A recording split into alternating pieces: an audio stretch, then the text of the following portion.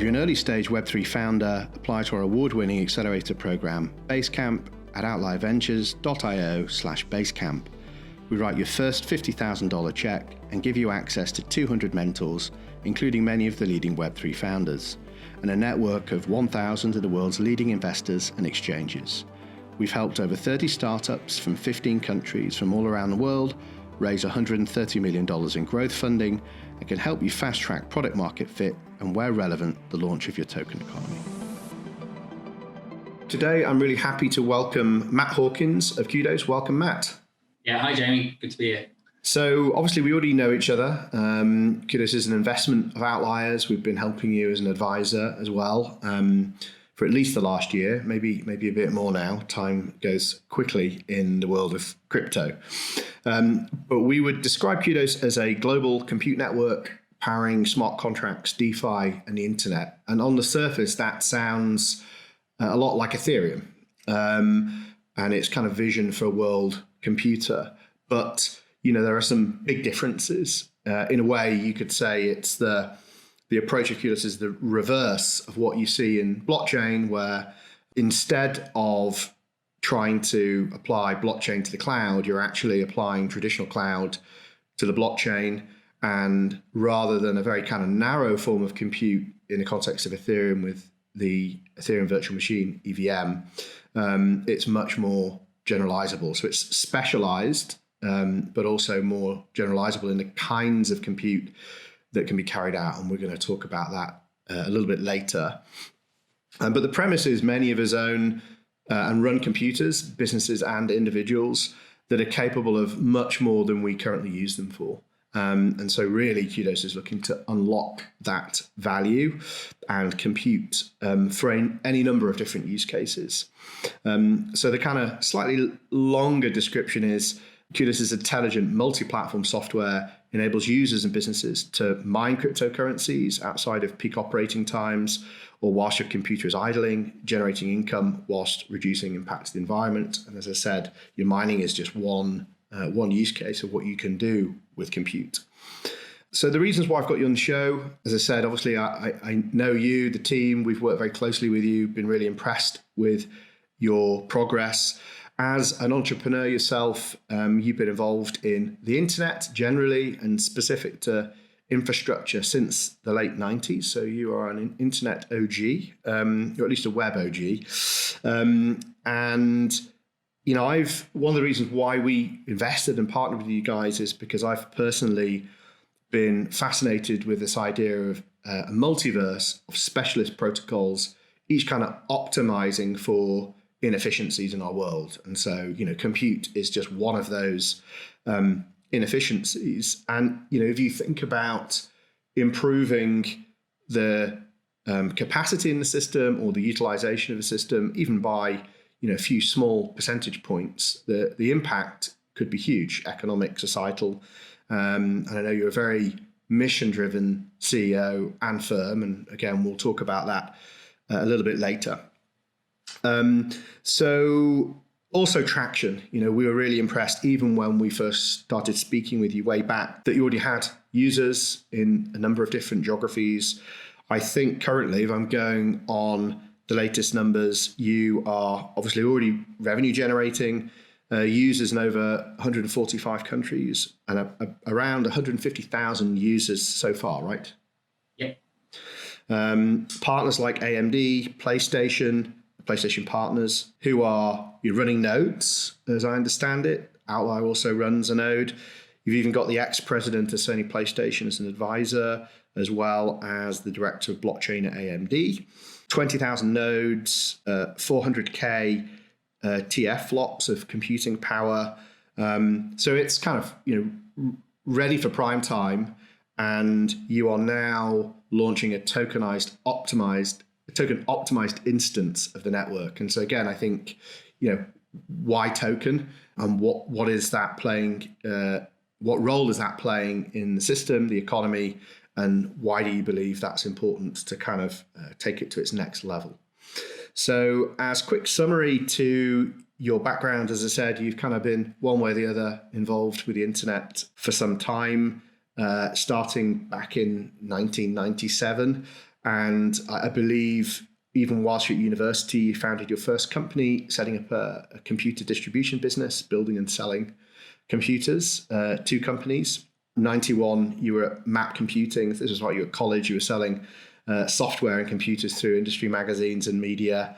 You then had a stint in affiliate marketing generally, and there was a company called, so there's Revenue Makers, there's one called UK Affiliates. I'm pretty sure I came across UK Affiliates at some point from my advertising days. And then you founded 4CL, where you found MD, and as that company matured, you became chairman. And that was a big chunk of your career from 2000 to 2016. Maybe we start there. Could you tell us a little bit about 4CL and that journey? I believe you even had an exit that came out of that. Yes. Yeah. So yeah, I started that kind of late 90s, early 2000, way before there was Amazon, Google, and Microsoft, any of these cloud providers. And it was actually quite difficult to get onto the internet if you wanted bigger infrastructure. So we started providing that as a service, essentially kind of version 1 of cloud, if you think of it like that. And that model worked, really well, because obviously the internet was just taking off. And we replicated that model. We ended up in about 55 data centers around the world, built our own data center.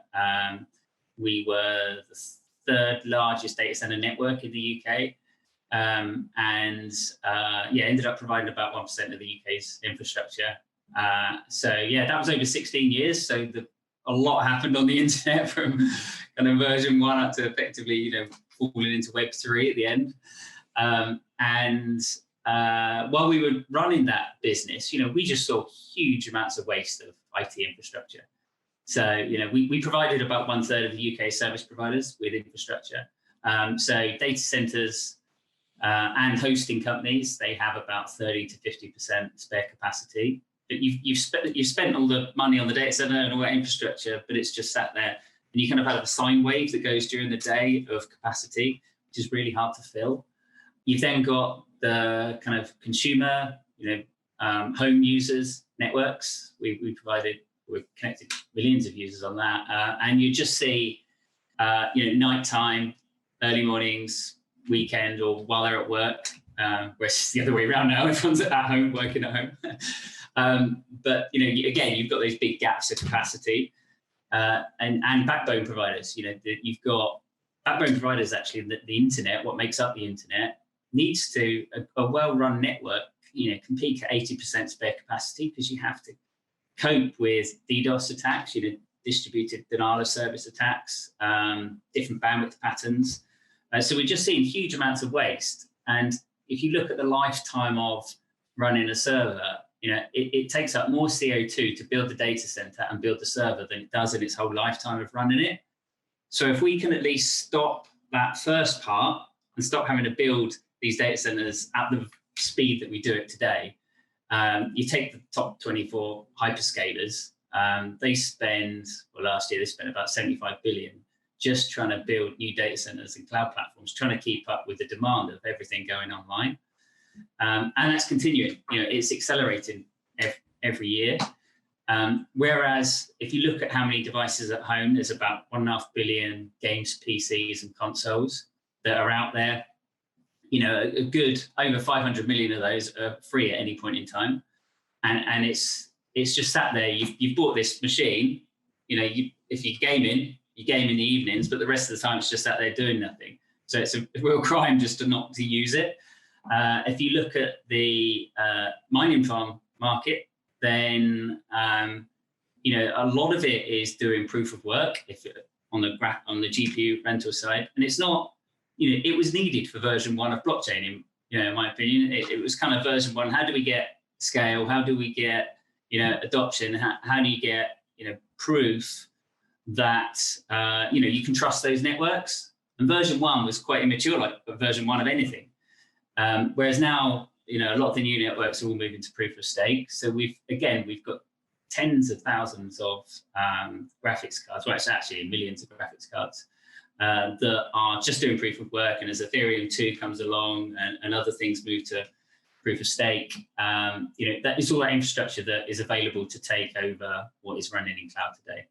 And then the other side is the service provider market. And like I said, you've got anywhere from 30 to 80% spare inside that environment that is, again, doing nothing. So I realized in 2016, for the first time ever, the technology was available to build it, in the way that you need to build it, where you need containerization and being able to move this computing workload around.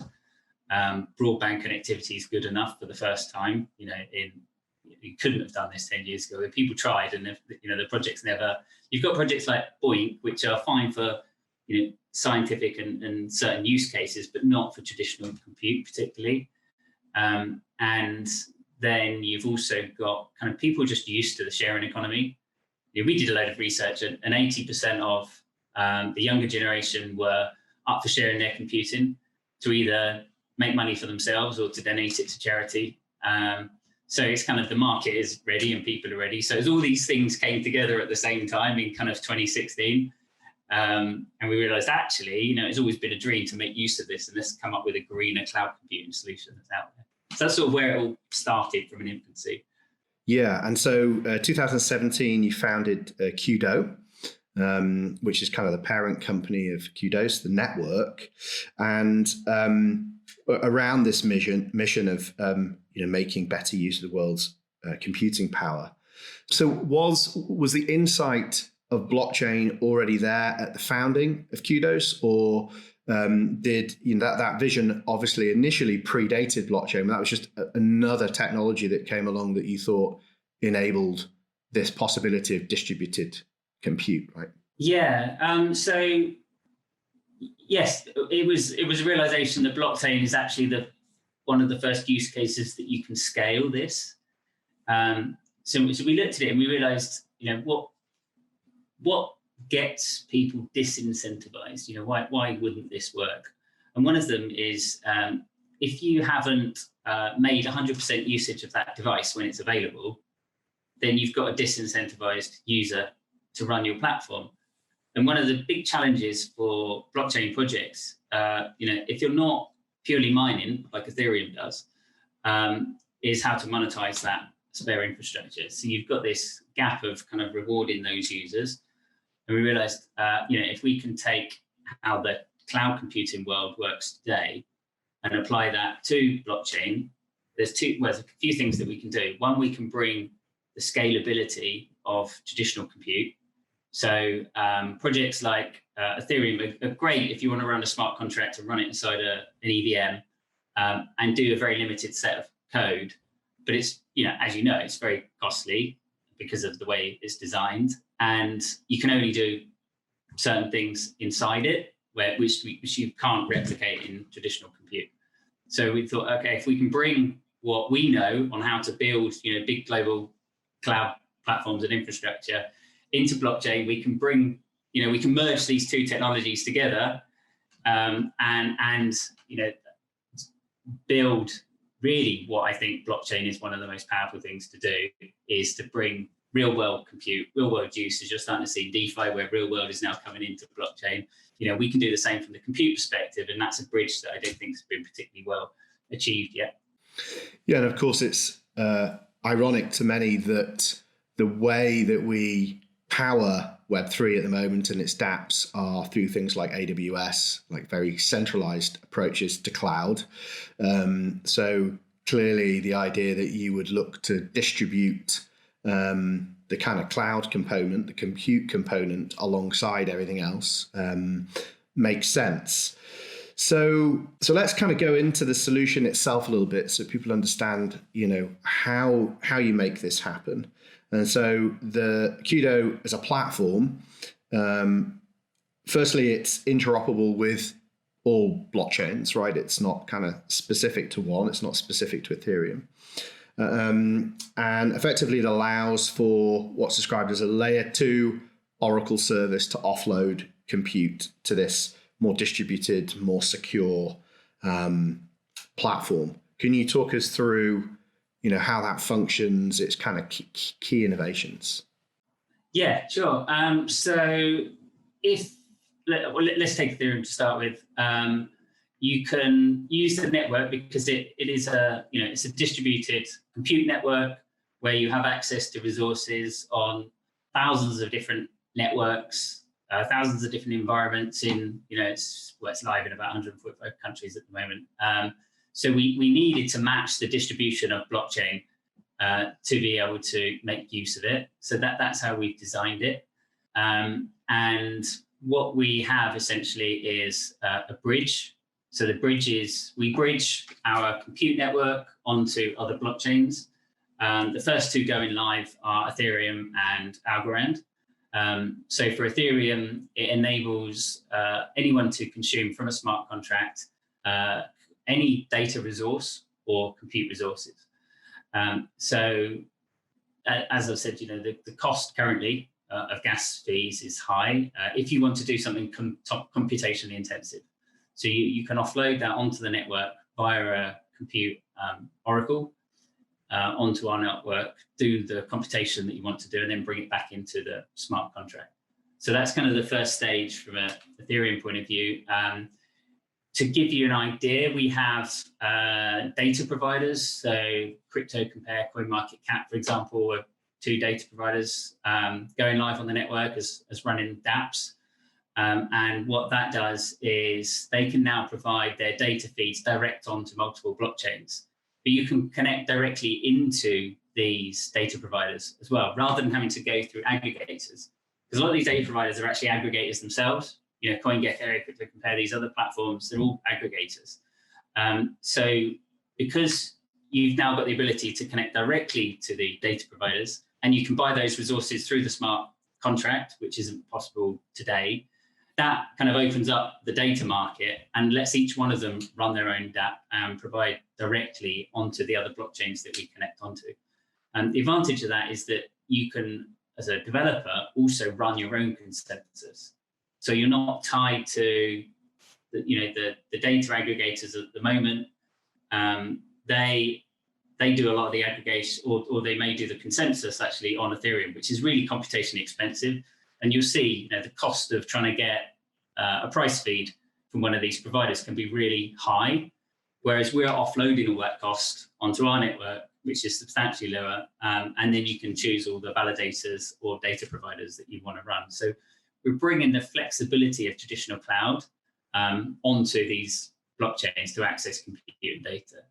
The other one that's going live next is Algorand, for example. So Algorand's not a Turing, it's a very low-cost network, fast transaction network. That's what they focused on. But to do that, they've had to remove a fair bit of the computational area. So what we're doing is we're working with their team to provide full Turing complete, compute workloads where you can then run anything that you would in Go or JavaScript or whatever you want to run directly onto your smart contracts. So it enables developers on Algorand now to get the benefits of the fast speed of their network and low-cost transactions, but also the benefits that they now can run and develop in whatever they want and connect into these data providers as well. And so how does ETH2 change that? Obviously, time of speaking, I think it's 22nd of November 2020. They've are going live this week with success by the looks of it. How is this then still relevant in an ETH2 world? Yeah, so it's really good to see the project progressing and getting to the next stages. It still doesn't, and it's not been their goal to. They want to be that a distributed compute machine, but they're not connecting the way the current cloud computing world works. That you look at the size of the market; it's about 200 billion a year of infrastructure services that are run on that market. The ETH2 cannot run those workloads. They can run, a tiny subset of it. Whereas we've taken actually everything that you can do in the real world of computing today, you can now run. So it's perfect that we're now interconnected into ETH2 because you've now got a more scalable network, a lower cost network, and the advantages of compute. So rather than us really competing against these networks, we're complementing and enabling these networks to do things that they can't do today. Right, and that's because of the limitations of EVM, right? So irrespective of whether proof of stake gets rid of the cost barrier to workload, it's still very narrowly defined in terms of the kind of compute that can be carried out on the network. Yeah, so we've essentially got two layers to our network. We've got the first layer, which connects directly via the bridge, which is the WebAssembly network, which runs across the validators. And that enables you to replicate, a lot of the things that you'd run in the smart contract. And then if you want to scale, and this is why you need a two-tier network, because you have to architect it in a different way.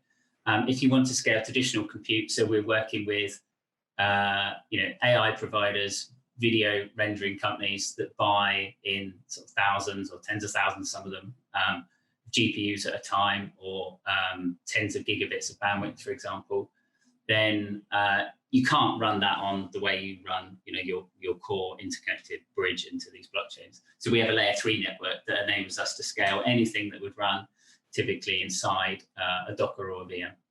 So let's go a bit deeper. You mentioned a few different use cases there. So as I understand it, you kind of break things down into 4 areas. We'll save the 4th one till the end. But the 3 to kind of go a little bit deeper into now, you've got miner, compute, and gamer. So can you talk us through, I guess, both how the type of capacity that it can be leveraged from each of these different ecosystems, and then I guess the type of compute that you would be able to carry out leveraging these things? Yeah, sure. So if you look at any network, you've got 2 sides to it. You've got the supply side and you've got the demand side, be it blockchain, be it traditional compute. So we focused initially on gathering supply. So this is the end devices that run the network. And to do that, you have to, there's no point having a network that is going to support, Ethereum and Algorand, these other networks, if you've just got hundreds or even just thousands of nodes, because it can't scale. So we focused on routes to market that were going to give us, hundreds of thousands or millions of nodes, which is what we've been working on, and we're already on the tens of thousands, and certainly in the next few months we'll be on hundreds of thousands of nodes. And that approach was, like I said earlier, split into those 3 markets. So we partnered with AMD probably nearly 2 years ago now, because they are the best in the processor, CPU space, in my opinion at least. But they're selling more processors per month, than Intel are at the moment. And on the GPU side, we knew what was coming, and you'd have just seen the release in the last couple of weeks of their new graphics cards, which all of a sudden you've got a really high performance graphics card which can compete in that space as well. What that enables us to do is to really monetize gamers' hardware. So partnering with AMD, we work with them on all of their gamers, and you'll see kind of press releases of our partnership over the next few weeks, basically enabling millions of users around the world to monetize their hardware. And then they can use that to, buy games or upgrade their hardware, platforms like that. So that's a really strong partnership that we've got there. And is that pre-install? How does it work on? No, you'll see it alongside a lot of the other software that's out there. So it's kind of co-partnered, co-branded, which you'll see on there. And then we've got other games platforms that are integrating our software. So Ultra, if you know of them, which is a brilliant blockchain games platform, kind of a blockchain version of Steam that enables gamers to sell games in the secondary market. And then the games developers actually still get a cut of the sales every time that they get resold. So they've got big developers like Ubisoft and other platforms signed up. It's our software that monetizes that computing capacity. So we provide a compute engine to their platform that, and then we actually pay them out in their token in that particular one. On the AMD one, users will have access to our token as well. So that gives us millions of users that will have access to our token. We've got other platforms like Nuco Cloud, which is a German cloud platform that's going live soon. Again, they're using our software. So we've got a lot of these big cloud platforms and games companies that are now coming out, you'll see coming out over the next few months with all of our software. So we focused on building this technology that's going to give us a big global network. And what our software does is, it will fill that hardware either with computing that we build, and manage to get. So with the AI companies that we're working with loads of other blockchain projects like Distributed Compute Labs, Neue Network, NKN, all these other projects that are building on us. Fetch.ai recently I saw as well. You did a partnership, another Outlier portfolio company. And the good thing for them is that, we've got millions of nodes in the network. So if a provider says that, okay, I need 10,000 nodes around the world to run my software, we can deploy that in seconds with what we've got coming up. And there's no other network in the world that I know of that can do that at the moment.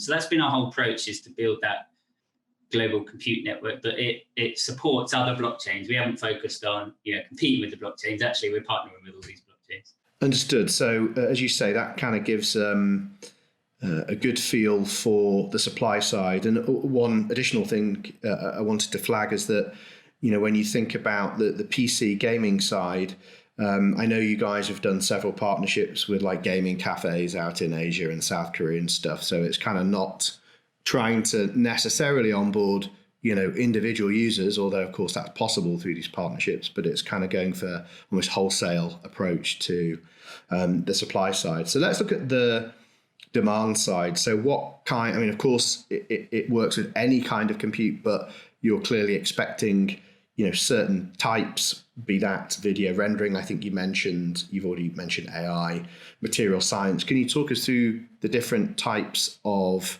demand that you expect on the network and maybe link to any partnerships that you've got? Yeah, sure. So the ones that we focused on initially were kind of batch and parallel based computing.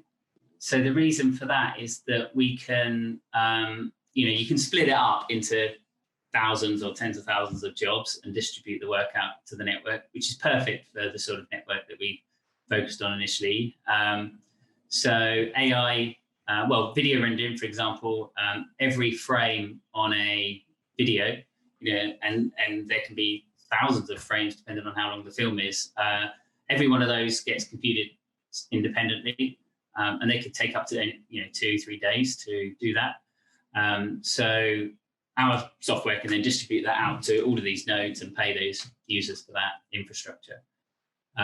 We've also got AI is a good one. So we're working with some AI companies in China, Europe, America, and they typically actually want the devices 24/7. So we're working with data center providers and service providers to run that infrastructure, and mining farms as well. So we can increase the revenues for mining farms when it's running our workloads by about 3x, which is a big increase for a mining farm in what they return. And then if we look at other workloads, video streaming is actually a big one as well. So it works in two models. You've got edge streaming, and there's a lot of countries that have got gigabit broadband, and you've got all of that spare capacity that's doing nothing. So you can actually earn hundreds, sometimes in excess of $1,000 a month just from your spare broadband capacity by running edge performance.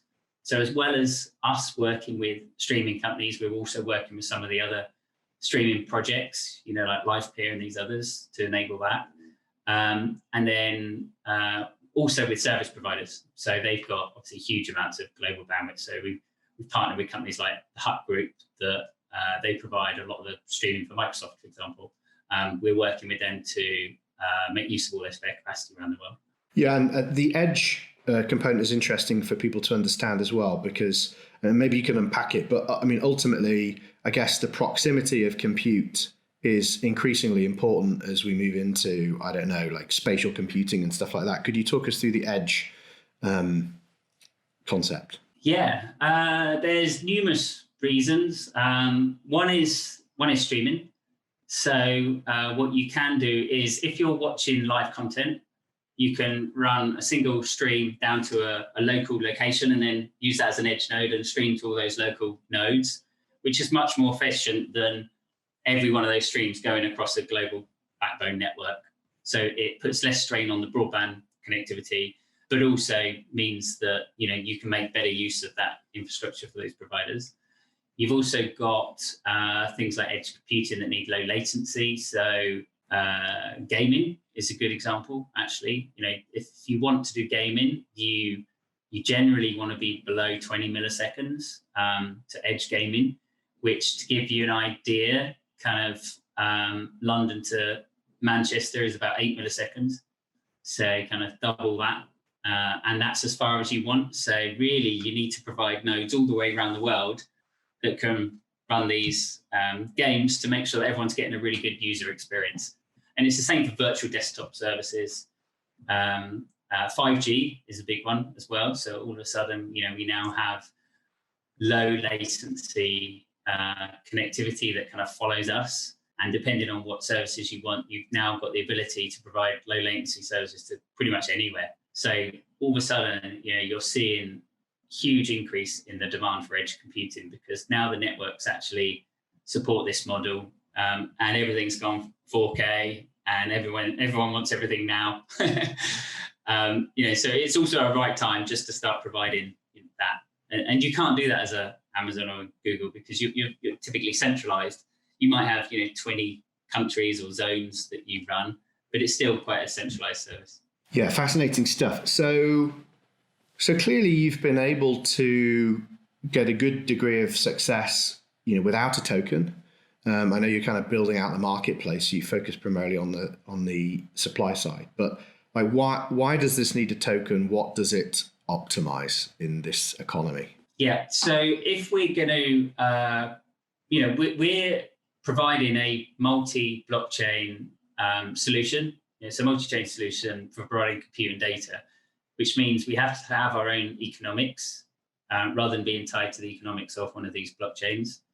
And we have, and each one of these is completely independent. So we have to create a bridge with our own token onto every one of these networks that we then connect. And that gives us access then to the whole ecosystem, and then gives that blockchain access to all of our data providers, compute providers as well. So we need to have a single token that can float between all of these blockchains, that also we can swap as well. So we're working with Algorand to enable users to swap their token directly between Algorand and Ethereum, for example. So you can create direct integration. And then a lot of the projects that we're working with are built on ERC20. So that enables us to atomic swap from their infrastructure to ours, enabling anyone that is using or running these projects to natively buy compute resources, smart contract resources, data resources directly through us. So it gives us the full flexibility to provide this into blockchains, actually. Yeah, and so as I said at the top of the interview, you've got big partners, AMD, Sony PlayStation, several others, actively participate in the network. How did you educate them, convince them about A, a blockchain, and B, a token, and exposing their users to a token effectively? Yeah, sure. So, I mean, AMD is a good one. What we help them do is to really, for their users to generate revenue from the hardware that they're buying from AMD, because AMD is extremely efficient from a power perspective. So that enables our software to make their hardware more efficient.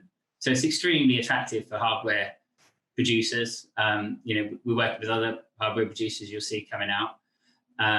So it's better for the user and it's better for the hardware producer. And realistically, they're seeing adoption of blockchain and cryptocurrencies as well. It's becoming normalized. It's not the scary days that it was a few years ago. Regulation is enabled it in most countries. You see acceptance of PayPal, and the Indian banks can now hold it, and just it's becoming the norm. So and they're technology companies at the end of the day. So we're now at that point. Literally this year, I think we're at that point that is the first time it's going mainstream, and for it to be mainstream, it's something that they need to support. Chris Deering, for example, who is on our board, he's on Wikipedia, he's listed as the father of PlayStation. So, he ran PlayStation 1 and 2. He actually got SETI at home running on the PlayStation 2, and it became one of the biggest compute networks at the time. And it was more of a test and a use case.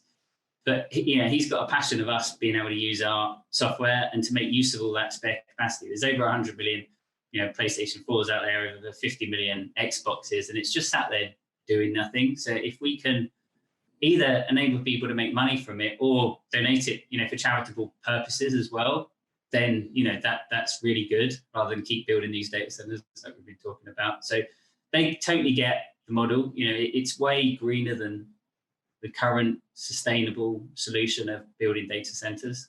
And it's returning the rewards back to people to monetize their hardware. Yeah. So I said earlier, you are a very mission-oriented founder and company, and of course now network. You alluded to some things there, donating compute to particular charities, the environmental benefits of this approach to unlocking compute rather than building new data centers. Could you talk us through that mission that drives you and the impact, environmental or economic impact, societal impact you think that Cudo could have, should it be successful? Yeah, one of them is if you look at the data, building the data centers, building the servers, if we can even halve the amount that's done, which we could if we can make use of what's out there at the moment easily, that has a substantial global impact on the effect of CO2, both from a transport perspective and a building of this infrastructure. You've also then got the flexibility, of being able to, if you just want to run your compute workloads in green locations that are purely hydro or wind or any other energy sources, you can choose that. So let's actually run it. So then you're 100% carbon neutral compared to what we're running today. And we have integrated the ability to do the carbon credits for locations where it is standard energy, but we haven't put that live yet. But what we want is basically to build a global compute network that's completely carbon neutral. And my last data center, all the power that we bought was green power. It's something that the current model isn't sustainable. If we keep going at this rate, as you're seeing, it is having a massive negative impact in the environment. And then from a kind of a charity perspective, actually, before I started the business, we realized that if we can use this computing that's in the world, and even if it's half of it, if half of it's doing traditional compute and half of it's being used, to generate money for the charities, then that's a substantial impact. Because we will be on, with the partnerships we've got going live, we know we're going to be on millions of users in the next 12 to 24 months and millions of devices. So if we can get just 15-25% of them donating those funds, these are two ways of doing it. Either let's say a games PC and it's doing computing, turning $100, $200 a month. If you could donate half of that to charity, and you choose the charities you want to support, so we signed up a load of charities to prove the model and make sure it all works, then that's a massive impact.